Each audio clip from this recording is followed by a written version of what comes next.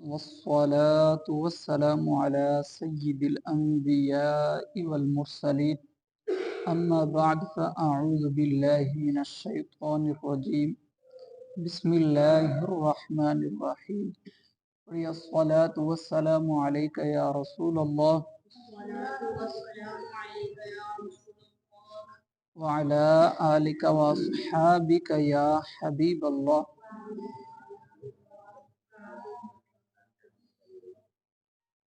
درس سیرت رسول عربی صلی اللہ علیہ وآلہ وسلم جاری ہے۔ رسول اللہ صلی اللہ علیہ وآلہ وسلم کا مکہ سے مدینہ میں ہجرت فرمانے کے بعد یہاں پر آپ نے بہت سارے امور انجام فرمائے، جس میں مسلمان مہاجرین اور انصار کا آپس میں بھائی چارگی اور مہاجرین کے مکانات تعمیر فرمائے، مسجد نبی تعمیر فرمائی۔ اور 8 ہجری میں رسول اللہ صلی اللہ علیہ وآلہ وسلم نے بحرین کے حاکم کی طرف خط روانے فرمائے۔ مسجد نبی جب تعمیر ہو گئی اس کے بعد اب آذان کی ابتدا ہوئی۔ جب مدینہ منورہ میں مسجد تیار ہو چکی تو رسول اللہ صلی اللہ علیہ وآلہ وسلم نے یہ خیال فرمایا کہ مسلمانوں کو نماز کے لیے کس طرح جمع کیا جائے۔ آپ نے اپنے اصحاب کرام سے مشورہ کیا۔ ظاہر ہے کہ ایک وقت اور ایک مکان میں اجتماع بغیر اعلان اور آگاہی کے نہیں ہو سکتا تھا، اس لیے صحابہ کرام نے اعلان کے لیے کئی طریقے پیش کیے۔ بعض نے کہا کہ آگ روشن کر کے اونچی کر دی جائے، یعنی جیسے آگ اتنا زیادہ ہو کہ شعلے اس کے بھڑک اٹھیں، اونچے اونچے شعلے نکلے، اس سے لوگوں کو پتہ چل جائے، مسلمان اسے دیکھ کر جمع ہو جایا کریں گے۔ حضور علیہ الصلاۃ والسلام نے بوجہ مشابہت مجوسی اس طریقے کو پسند نہ فرمایا، اس لیے کہ یہ مجوسیوں سے مشابہت ہوگی، مجوسی جو آگ کی پوجا کرتے ہیں، تو آپ نے اس کو پسند نہ فرمایا۔ بعض نے قانوس تجویز کیا۔ قانوس نصارہ یعنی عیسائی لوگ اپنی عبادت کے لیے ایک باجے کی طرح ہوتا ہے، اس کو بجاتے ہیں تو پھر اس پر وہ جمع ہوتے ہیں۔ تو نبی پاک صلی اللہ علیہ وسلم نے ان کی مشابہت سے بھی آپ نے اس چیز کو پھر ترجیح نہ دی، مشابہت کو، تاکہ وہ اس سے مشابہت نہ ہو، آپ نے اس چیز کو رد فرمایا۔ اسی طرح بوق کو بوجہ مشابہت یہود پسند نہ کیا گیا، یہ بھی ایک اور چیز تھی۔ عیسائی الگ طریقے سے ایک چیز کو بجاتے تھے باجے کی شکل میں، اور یہودی الگ ایک چیز کو بجاتے تھے، جس سے پھر وہ عبادت کے لیے اپنی جگہ پر جمع ہو جاتے ہیں۔ تو نبی پاک نے اس تیسری چیز کو بھی پسند نہ فرمایا کہ یہ یہودیوں سے مشابہت ہوگی۔ حضرت عمر فاروق، اسلام کے دوسرے خلیفہ، امیر المومنین سیدنا عمر فاروق نے یہ مشورہ دیا کہ ایک شخص کو نماز کے وقت بغرض اعلان بھیج دیا جائے۔ جب نماز کا وقت ہو، ایک شخص کو مقرر کر دیا جائے کہ وہ جا کے اعلان کر دیا کرے۔ اس پر رسول اللہ صلی اللہ علیہ وسلم نے حضرت بلال سے فرمایا کہ اٹھ کر نماز کے لیے ندا کر دو۔ چنانچہ حضرت بلال یوں ندا کر دیا کرتے، الصلاۃ جامعہ، یعنی نماز کے لیے جمع ہو جاؤ۔ اسی اثنا میں حضرت عبداللہ بن زید انصاری کو خواب میں ان سب سے بہتر طریقہ بتلا دیا گیا، اور وہ طریقہ جو آذان آج کل شرعی آذان ہے وہ بتایا گیا۔ حضرت عبداللہ نے اپنا خواب بارگاہ رسالت میں عرض کیا، حضور صلی اللہ علیہ وآلہ وسلم اس سے پہلے اس بارے میں وحی آ چکی تھی حضور کو، اس لیے آپ نے سن کر فرمایا کہ بے شک یہ خواب حق ہے انشاءاللہ تعالی۔ اور حضرت عبداللہ کو حکم دیا کہ حضرت بلال کو کلمات آذان کی تلقین کر دو۔ ایک صحابی نے خواب دیکھا کہ وہ آذان کے انہیں کلمات سکھائے گئے، انہوں نے آ کے نبی پاک کو بتائی، یا رسول اللہ خواب میں نے یہ دیکھا ہے کہ نماز کے لیے ان الفاظ کے ساتھ مسلمانوں کو جمع کیا جائے۔ پھر نبی پاک کو پہلے ہی وحی آ چکی تھی، آپ نے فرمایا کہ یہی کلمات تم بلال کو سکھا دو، وہ آذان دیں گے، کیونکہ ان کی آواز تم سے بلند اور نرم اور شیریں ہے۔ چنانچہ ایسا ہی کیا گیا۔ اسی سال رسول اللہ صلی اللہ علیہ وسلم نے مسلمانوں اور یہود مدینہ کے درمیان ایک معاہدہ تحریر فرمایا، جس کی شرائط کی پوری تفصیل سیرت ابن حشام میں ہے۔ ان شرائط کا خلاصہ عرض کرتے ہیں، ان شرائط کا مختلف ہیں، ان میں سے چند یہ ہیں: خون بہا اور فدیہ کا طریقہ سابقہ قائم رہے گا۔ جو پہلے چلا آ رہا ہے کہ خون بہا کا طریقہ کیا ہوگا، کوئی کسی کو قتل کر دے تو اس کا کیا بولتے ہیں، فدیہ دیت اس کی کیا ہوگی، تو جو پہلے رائج تھا اسی کو رائج رکھا گیا، اور ہر دو فریق کو مذہبی آزادی دی گئی، ایک دوسرے کے دین سے تعرض نہ کریں گے، اعتراض نہ کریں گے، اور ہر دو فریق ایک دوسرے کے خیر خواہ رہیں گے۔ اگر ایک فریق کو کسی سے لڑائی پیش آئے تو دوسرا اس کی مدد کرے گا۔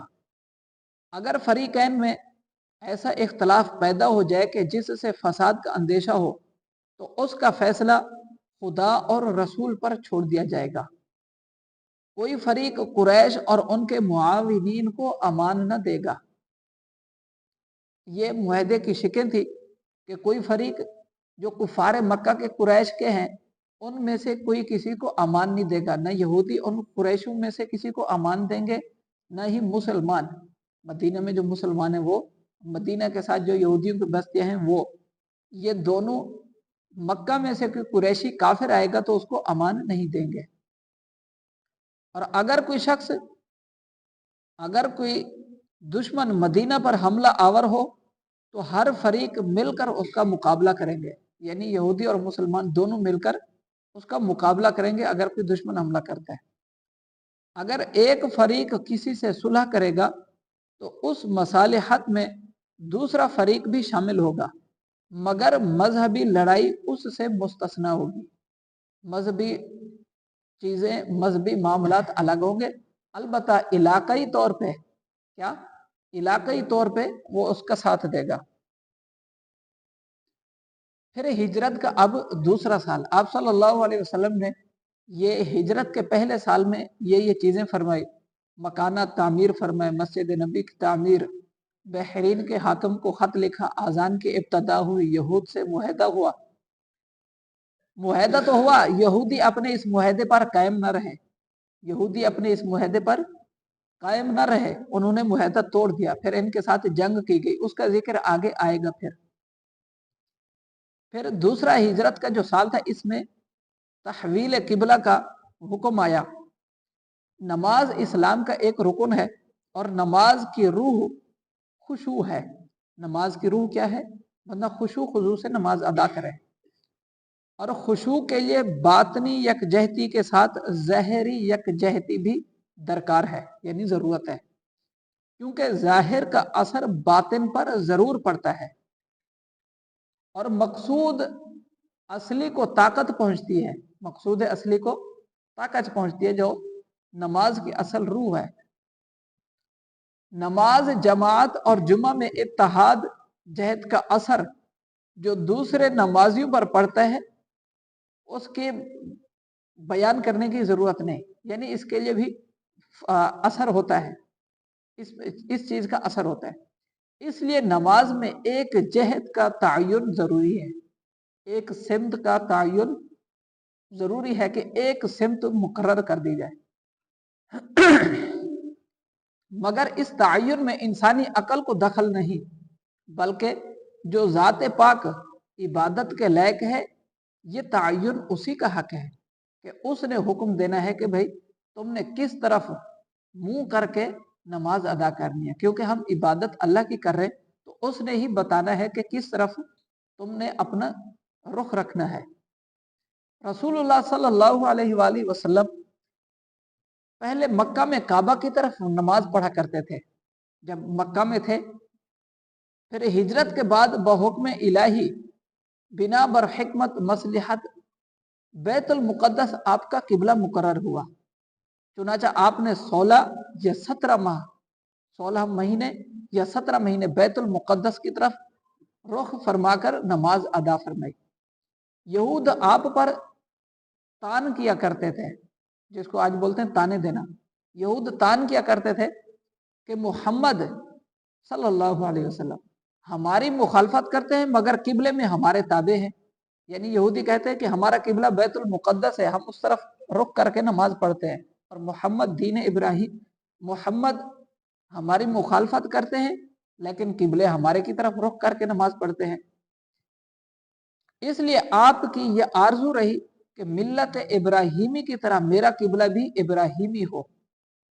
मुद्दत मज़कूरा के बाद यानी 16-17 महीने के बाद अल्लाह ताला ने आपकी यह आरजू पूरी फरमाई। कुरान पाक सूरत बकरा में अल्लाह पाक ने फरमाया, क़द नरा तक़ल्लुब वजहिक फ़िस समा फ़लनुवल्लियन्नका क़िब्लतन तर्ज़ाहा फ़वल्लि वजहक शत्रल मस्जिदिल हराम, कि बेशक हम देख रहे हैं आपका मुंह फेरना आसमान की तरफ, बस हम जरूर फेरेंगे जो आप, बेशक हम आपको जरूर फेर देंगे उस किबले की तरफ जिसे आप पसंद करते हैं। बस मुंह फेरो अपना मस्जिद हराम की तरफ, और जिस जगह तुम हो वहीं किबले की तरफ अपना मुंह फेर लो। इस आयत में हुक्म दिया गया कि आप अपना रुख बैतुल्लाह की तरफ कर ले, खाना काबा की तरफ कर ले। इस तहवील की कैफियत यह है कि निस्फ रजब यानी रजब की दरमियान यौम दोशंबा पीर या मंगल की रात हुजूर सल्लल्लाहु अलैहि वसल्लम मस्जिद बनी सलमा में नमाज ज़ोहर अदा फरमा रहे थे। कौन सी नमाज की? नमाज ज़ोहर अदा फरमा रहे थे। तीसरी रकात के रुकू में थे, तीसरी रकात के रुकू में थे कि वही इलाही से आपने नमाज ही में काबा की तरफ रुख कर लिया, और मुक्तदियों ने भी आपकी इत्तिबा किया, मुक्तदियों ने भी आपकी इत्तिबा की। इस मस्जिद को मस्जिद किबलातैन कहते हैं, आज भी जो मौजूद है मस्जिद किबलातैन कहते हैं। आज भी हाजी उम्रा जहां वो जाते हैं तो मस्जिद किबलातैन में जाते हैं। एक नमाजी जो शामिल जमात था असर के वक्त मस्जिद बनी हारसा में गया, उसने देखा कि वहां अंसार नमाज असर बैतुल मुक़द्दस की तरफ रुख करके पढ़ रहे हैं। उसने तहवील किबला की खबर दी, वो लोग नमाज ही में काबा रुख हो गए। दूसरे रोज कुबा में आइन उस वक्त खबर पहुंची जबकि लोग फजर की नमाज पढ़ रहे थे, उन्होंने भी उसी हाल में अपना रुख बदल कर काबा की तरफ कर लिया। सुबहान अल्लाह, कैसे मुसलमानों का ईमान यकीन पुख्ता था सहाबा का, कि नमाज के दौरान उन्हें पता चला भाई अब किबला अल्लाह पाक ने यह हुक्म फरमाया, नबी पाक पर वही आ गई है, नबी पाक ने भी इस तरफ रुख करके नमाज अदा फरमाई है। तो जो मुसलमान दूसरे दूसरे इलाकों में थे, मस्जिदों में थे, उन्होंने भी जब नमाज के दौरान ही उन्हें पता चला तो वो उन्होंने नमाज के दौरान ही अपना रुख उधर कर लिया। फिर अब रुख तो सबने कर लिया, तहवील किबला यहूदियों पर ना गुवार गुजरा, उन पर सख्त गुजरा कि किबला इन्होंने बदला क्यों है। वो इस पर एतराज करने लगे। उनका एतराज और उसका जवाब कुरान करीम में मौजूद है। फरमाया, सयक़ूलु सुफ़हाउ मिनन नास मा वल्लाहु अन क़िब्लतिहिम अल्लती कानू अलैहा कुल लिल्लाहिल मशरिक़ वल मग़रिब यहदी मन यशाउ इला सिरातिम मुस्तक़ीम। अब बेवकूफ लोग कहेंगे कि किस चीज ने इनको उस किबले की तरफ फेर दिया, किस चीज ने उन्हें उससे फेर दिया जिस पर वो पहले थे, यानी बैतुल मुक़द्दस की तरफ ये पहले थे, उस चीज ने इन्हें उस उधर से इन्हें इधर किस चीज ने फेर दिया। कह दो कि अल्लाह ही है, मशरिक और मगरब अल्लाह चलाता है, जिसे चाहता है सीधी राह की तरफ अल्लाह चलाता है। मशरिक मगरब अल्लाह की है, अल्लाह ही चलाता है जिसको सीधे चलाए। तो अच्छा, इस आयत में ये यहूदियों को उस इतराज का जवाब दिया गया और फरमाया गया कि ये लोग बेवकूफ है। ये क्या है? ये बेवकूफ है। अब इनका एतराज करना बेवकूफाना बात है कि ये अब एतराज करेंगे भाई इनको किस चीज ने उधर से फेर के इधर लगा दिया। تو فرمایا کہ تم کہہ دو مشرق مغرب ہر طرف شمال جنوب سب اللہ کا ہے، پوری زمین کائنات اللہ کی ہے، جس طرف بھی رخ کر کے نماز پڑھیں گے نماز ہو جائے گی، لیکن اللہ کا حکم ہے کہ خانہ کعبہ کی طرف رخ کریں، وہاں ٹھیک ہے اللہ کا حکم ماننا ہے، لیکن اب یہ حکم نہیں ہے کہ بندہ کوئی کہے کہ بھئی مشرق مغرب اللہ کی ہے، ہم لہٰذا ادھر سورج نکلنے مشرق کی طرف رخ کر کے نماز پڑھیں گے ہو جائے گی، ایسا نہیں ہے، کیونکہ اللہ کا حکم اس طرف کا ہے، ملت ابراہیم ہے، حضرت ابراہیم علیہ الصلوۃ والسلام کا خانہ کعبہ۔ آگے فرمائے وما جعلنا القبلۃ التي كنت عليها الا لنعلم من يتبع الرسول ممن ينقلب على عقبيه، اور نہیں مقرر کیا ہم نے قبلہ اس کو جس پر تو پہلے تھا، یعنی کعبہ، مگر اسی واسطے کہ معلوم کریں کون تابع رہے گا رسول کا اور کون پھر جائے گا الٹے پاؤں۔ اور البتہ یہ قبلہ ہے شاق دشوار، مگر ان لوگوں پر جن کو راہ دکھائی اللہ نے حکمت احکام کی، یعنی اللہ پاک نے یہ جو حکم دیا ہے خانہ کعبہ کی طرف رخ کرنے کا، اب اللہ پاک اس سے یہ دیکھنا چاہتے ہیں کہ کون ہے کہ جو اللہ کا حکم مانتا ہے اس طرف ہو جاتا ہے اور کون الٹے پاؤں پھر جاتا ہے، کون اللہ کی اور اللہ کے رسول کی تابع داری کرتا ہے۔ اور یہ البتہ مشکل دشوار ہے، مگر ان لوگوں پر مشکل دشوار نہیں جن لوگوں کو اللہ نے ہدایت دی ہے، جن لوگوں کو اللہ نے ہدایت دی ہے۔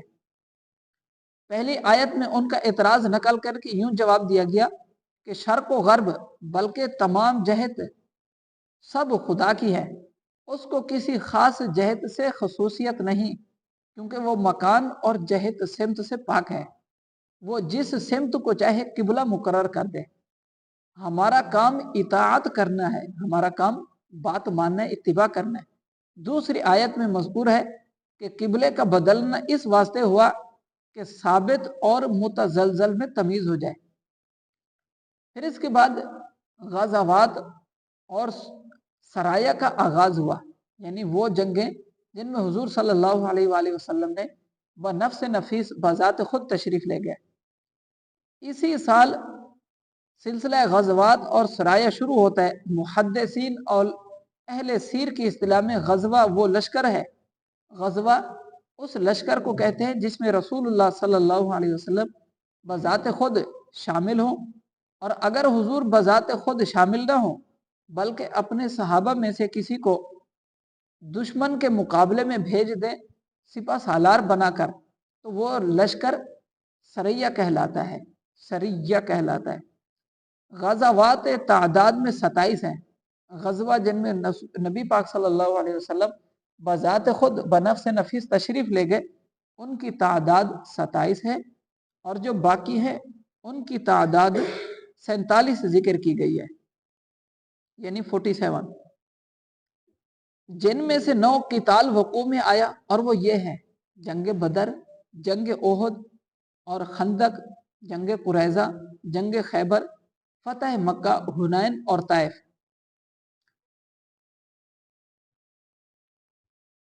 اس کا مختصر ذکر انشاءاللہ آگے آ رہا ہے۔ ہجرت کے بعد کفار قریش مسلمانوں کے مذہبی فرائض کی بجا آوری میں مزاحم ہوتے تھے، رکاوٹ بنتے تھے اور اسلام کے مٹانے کی کوشش کرتے تھے، بلکہ دیگر قبائل کو بھی مسلمان کی مخالفت پر برانگیختہ کرتے تھے، انہیں ابھارتے تھے۔ اس لیے حضور اقدس صلی اللہ علیہ وسلم نے مختلف اغراض کے لیے اپنے اصحاب کی چھوٹی چھوٹی جماعتیں، لشکر دستے بنا دیے، اطراف مدینہ میں بھیجنی شروع کی، بلکہ بعض دفعہ خود بھی شرکت فرمائی، کہیں دشمن کی نقل و حرکت کی خبر لانے کے لیے، کہیں بعض قبیلوں سے معاہدہ قائم کرنے کے لیے، اور کہیں محض مدافعات کے لیے ایسا کیا گیا۔ وہاں ایک غرض یہ بھی تھی کہ قریش کی شامی تجارت کا راستہ بند کر دیا جائے، کفار قریش جہاں سے تجارت کرتے ہیں، کفار مکہ جہاں سے تجارت کرتے ہیں، ان کا وہ راستہ بند کر دیا جائے۔ اور یہ وہی بات ہے جس کی دھمکی حضرت سعد بن معاذ نے ہجرت کے بعد ابو جہل کو خاص خانہ کعبہ میں دی تھی۔ حضرت سعد بن معاذ خانہ کعبہ کا طواف کر رہے تھے، وہاں انہیں ابو جہل ملا، سعد بن معاذ نے اسے دھمکی دی صحابہ میں جذبہ جہاد تھا اور بہادر تھے صحابہ. آج کا کوئی بندہ خود بوجھ دل اور صحابہ کے بارے میں بات کرے، اس کا آج کے زمانے میں کیا بولتے ہیں، یہ منہ اور اس کا اوقات. خیر، حضرت سعد بن معاذ نے ابو جہل کو دھمکی دی تھی کہ اگر تم نے ہم کو طواف کعبہ سے روکا تو ہم تمہارا مدینہ کا راستہ بند کر دیں گے، کیونکہ قریش بالعموم مسلمانوں کو حج اور عمرے سے روکتے تھے. بھئی وہاں مکہ میں اس وقت کفار کا ہولڈ تھا، مکہ ان کے کنٹرول میں تھا. مسلمان وہاں سے ہجرت کر کے مدینہ میں آ گئے، اب کفار پیچھے رہ گئے. کفار جو بتوں کی عبادت کر سردار تھے، کیونکہ مکہ تو فتح بعد میں ہوا تھا، مکہ بعد میں فتح ہوا تھا، اس کی تفصیل آگے آ رہی ہے. تو اب جو بھی مسلمان وہاں حج کے لیے جاتا یا عمرے کے لیے جاتا تو کفار اس کو روکتے. اس لیے مجبوراً مسلمانوں کو ان کے تجارتی قافلوں کو روکنا پڑا تاکہ مذہبی مداخلت سے باز آ جائے. تم ہمارا راستہ روک رہے ہو، ہم تمہارا راستہ روکیں گے. تم ہمیں ادھر نہیں آنے دے رہے تو خبردار جو تم ادھر آئے تو. اچھا، پھر انہوں نے یہ کیا گیا. غزوہ ابا اسی سال کے ماہ سفر میں، اور غزوہ بوات وغیرہ بدر اولا ماہ ربیع الاول میں، اور غزوہ ذوالعشیرہ ماہ جمادی الاخری میں ہوا. ایک ہے جنگ بدر بڑی، اس سے پہلے ایک چھوٹی اور جنگ ہوئی تھی، اس کو جنگ بدر صغرا کہتے ہیں، چھوٹی جنگ ہے، وہ بھی اسی جگہ پر لڑی گئی تھی. اور ایک جنگ ہوئی جو پہلے چھوٹی جنگ ہوئی تھی، اس کی وجہ یہ تھی کہ ایک شخص مدینہ منورہ کے لوگوں کے اونٹ بھگا کر لے گیا تھا. مدینہ منورہ کے، یہ حدیث میں جو سیاہ ستہ کی حدیثیں ہیں، کتابیں ہیں، ان میں یہ واقعہ بہت تفصیل کے ساتھ ہے. پھر صحابی ان کے پیچھے بھاگے، اور بھی اس کی تفصیل ہے، وہ پھر انشاءاللہ کبھی. تو وہ شخص مسلمانوں کے مدینہ میں آیا تھا، جھوٹا کہہ رہا تھا کہ میں مسلمان ہونا چاہتا ہوں. نبی پاک کے پاس آیا، اور پھر وہ واپسی پر جاتے ہوئے یہاں سے مسلمانوں کے اونٹ وہ چر رہے تھے، بہر جہاں چرنے کی جگہ ہوتی ہے، تو وہاں سے وہ بھگا کر لے گیا، اونٹوں کو ہانک کے لے گیا. اور باقی 3 قافلہ قریش سے تعرض کے لیے تھے، مگر ان میں سے کسی سے بھی مقابلہ نہیں ہوا. یہ جو جنگیں گزری ہے پہلے چھوٹی چھوٹی، ان کے بارے میں بتایا گیا ہے. غزوہ ذوالعشیرہ کے بعد ماہ رجب میں حضرت صلی اللہ علیہ وسلم نے اپنے پھوپھی زاد بھائی حضرت عبداللہ بن جحش کو 8 یا بقول بعض 12 مہاجرین کی جماعت کے ساتھ نخل کی طرف روانہ کیا. وہ نخلا میں پہنچ کر قافلہ قریش کے منتظر رہے. ایک جگہ پر نبی پاک نے انہیں بھیجا، قریش کے آپ انتظار میں رہے، مگر قریش کے اونٹوں کا قافلہ جن پر وہ شراب اور چمڑا وغیرہ مال تجارت طائف سے لا رہے تھے، ان کے قریب اترا. اس قافلے میں عمرو بن حضرمی، عثمان بن عبداللہ بن مغیرہ اور اس کا بھائی نوفل بن عبداللہ، اور ابو جہل کے باپ حشام بن مغیرہ کا آزاد کردہ غلام حکم بن کیسان تھا. یہ سارے تھے. فریقین میں مقابلہ ہوا. مسلمان جو پہلے ان کا انتظار کر رہے تھے، ان کا، اور جو دوسرے لوگ آئے تھے کفار، ان کے درمیان کا وہ مقابلہ ہوا. اس میں حضرت واقد بن عبداللہ تمیمی نے ایک تیر سے عمرو بن حضرمی کا کام تمام کر دیا. عثمان بن عبداللہ اور حکم بن کیسان گرفتار ہوئے، جو کفار کے دوسرے لوگ تھے بڑے. وہ تجارتی ان کا ابھی مال آ رہا تھا، تو وہاں مسلمان پہلے ان کا راستہ روکنے کی وجہ بتا دی گئی کہ راستہ کیوں روکا جاتا تھا، کہ مسلمانوں کو یہ خانہ کعبہ میں نہیں آنے دیتے تھے، اور یہ مسلمان ان کا راستہ روکتے تھے. پھر ایسے میں چھوٹی موٹی جھڑپیں بھی ہو جاتی تھی. عثمان بن عبداللہ اور حکم بن کیسان گرفتار ہوئے اور باقی بھاگ گئے. ان کے جو باقی لوگ تھے کافروں کے، وہ بھاگ گئے. حضرت عبداللہ بن جحش دونوں قیدی اور مال غنیمت کو لے کر حضور اقدس صلی اللہ علیہ وسلم کی خدمت میں حاضر ہوئے. حضور صلی اللہ علیہ وسلم نے مال غنیمت تقسیم فرما دیا. حضرت حکم بن کیسان اسلام لائے، جو ان قیدیوں میں سے ایک شخص تھا، اور عثمان بن عبداللہ کو چھوڑ دیا گیا. وہ مکہ میں چلا گیا اور کفر پر مرا. اسی سال کے ماہ شعبان میں ماہ رمضان کے روزے فرض ہوئے. شعبان کے مہینے میں وحی نازل ہوئی اور حکم دیا گیا کہ اگلا مہینہ جو رمضان کا آ رہا ہے اس کے یکم سے آپ نے روزے رکھنے اس کا فرض کیا گیا. اور یہ ہجری کون سی چل رہی ہے؟ دوسری ہجری. نبی پاک مکہ سے مدینہ ہجرت فرما کے آئے دوسرے سال میں. آپ سے یہ کبھی سوال بھی ہو سکتا ہے، جو پڑھنے والے طالب علم ہیں ان سے کبھی سوال ہو سکتا ہے رمضان کے روزے کب فرض ہوئے، کس ہجری میں ہوئے. تو اس بات کو توجہ سے سنا کریں گے تو آپ کو یاد رہے گا کہ رمضان کے روزے کس ہجری میں فرض ہوئے تھے. 2 ہجری میں فرض ہوئے تھے. مہینہ کون سا تھا؟ شعبان کا مہینہ تھا. خیر، تو ماہ شعبان میں رمضان کے روزے فرض ہوئے. اور ماہ رمضان میں غزوہ بدر، جو بڑا غزوہ بدر ہے وہ پیش آیا. غزوہ بدر اس کی بڑی تفصیل ہے اور بہت ہی بہترین موضوع ہے اور تفصیل کے ساتھ ہے. وہ انشاءاللہ کل ہم شروع سے آخر تک غزوہ بدر تفصیل کے ساتھ سنیں گے. آپ نے عام طور پہ تو سنا ہوا ہوگا، یوں جنگ ہوئی، اللہ نے فرشتے بھیجے، یہ ہوا وہ. کل انشاءاللہ لفظ بلفظ تفصیل بتفصیل ہوگا. آپ شوق سے حاضر ہوں، شوق سے تشریف لائیں، سنیں اور اپنے دلوں میں جذبہ ایمان، جذبہ جہاد، شوق جہاد اور ایمان کے حلاوت میں مزید اضافہ فرمائیں، ایمان میں اضافہ فرمائیں. اللہ پاک سے دعا ہے اللہ پاک ہمیں عمل کی توفیق عطا فرمائے. آمین بجاہ نبی الامین صلی اللہ علیہ وآلہ.